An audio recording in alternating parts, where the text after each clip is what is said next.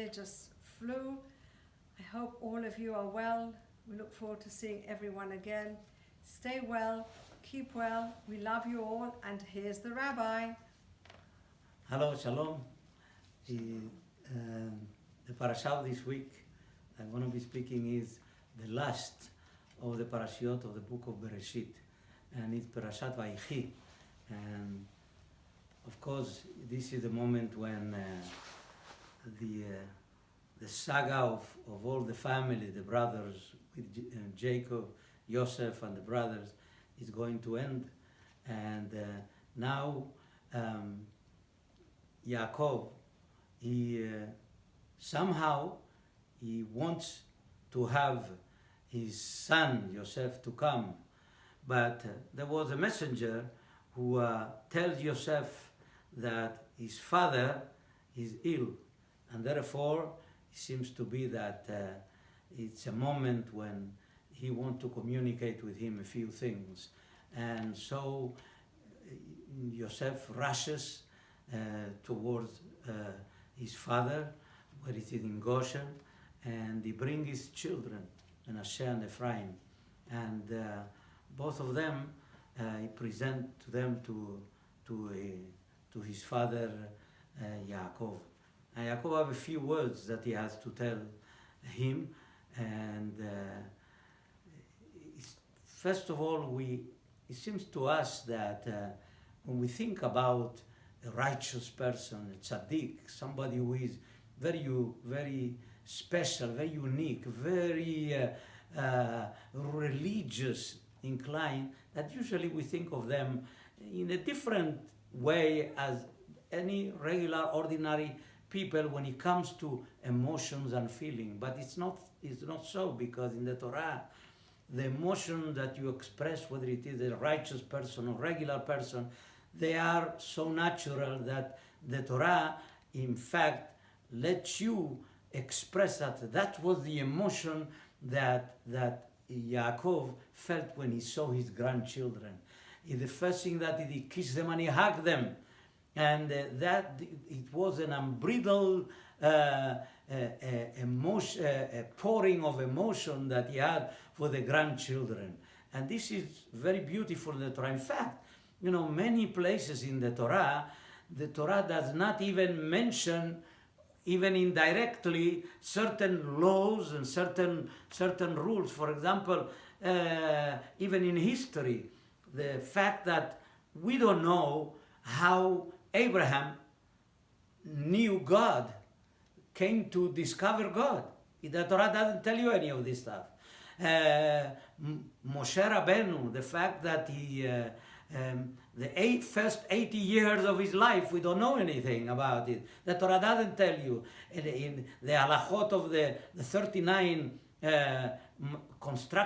manual constructive work that the Torah prohibited is not even mentioned in the Torah. Yet this a special moment of pouring of emotion that the father is embracing the grandchildren, the Torah mentioned it, because the Torah wants to tell you how important it is, the feeling of emotion, good emotion, with your family and with your grandchildren. And this is what the Torah tells us, Vayishak lahem, Vayhabek lahem. That's how it is, he embraced them.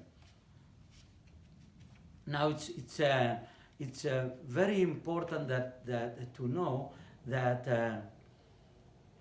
when a relationship between grandparents and the grandchildren is different than the relationship between parents and the children.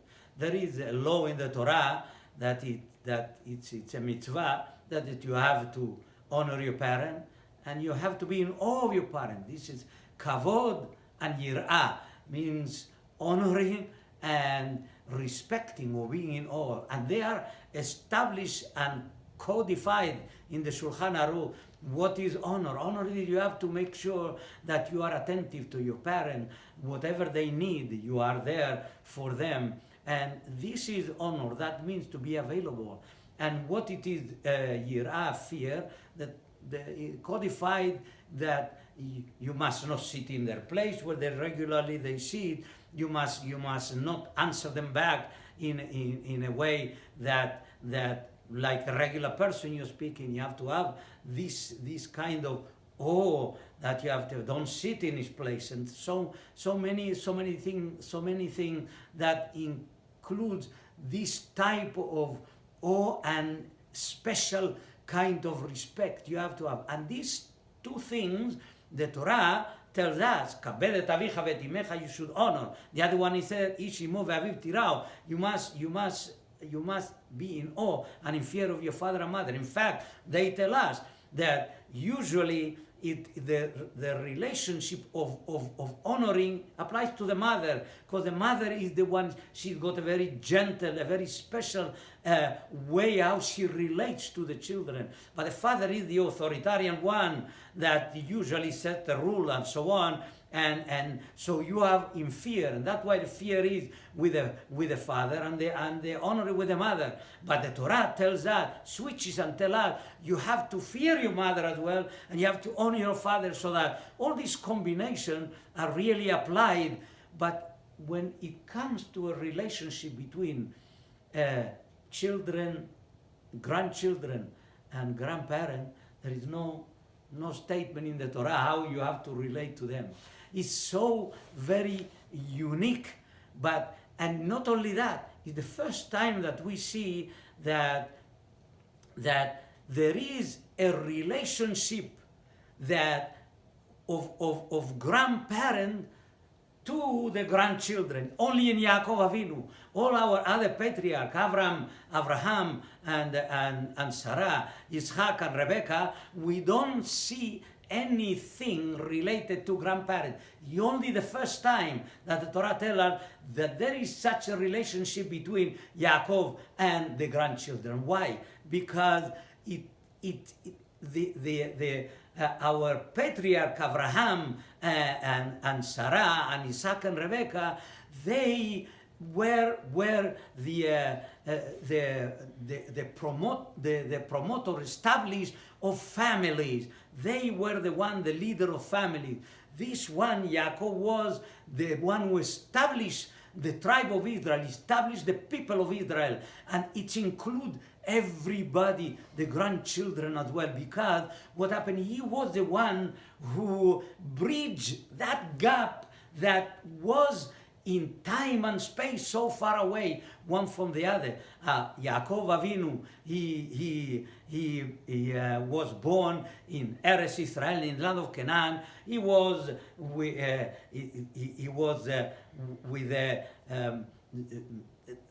like a shepherd, like he was his parent and so on. But you know that the grandchildren of Yaakov, they were in the royal palace. They grew up there. They were born in there, and they knew in their time, in a technological kind of savvy that they had in their time. So what completely in time and space, they were completely different. But yet he bridged that gap because that was now how the building of a nation. The building of a nation, Yaakov had that in his mind and had it in him, and he wanted to make sure that the generations are going to be attached, one link to the other. And this is why the Torah emphasizes the concept, this idea between grandparent and grandchildren, because now that we're going to be a nation that will last forever, from generation to generation. That was in practice that Yaakov Avinu was bringing it. And you know that we all know that we have our custom, those people who bless their children. They bless the children with a blessing that Yaakov, in the same word that Yaakov bless his grandchildren. And therefore he said that may God make you like Menashe and Ephraim, that they, no matter how far away they were, and from time and space, from Yaakov Avinu, yet they adapted and they became even they became a tribe on their own right. They became part of the people of Israel. So that we should learn, no matter wherever we are, how far we might be, to be always attached to our roots and our source. And that is what the lesson of Yaakov Avinu. Shabbat Shalom.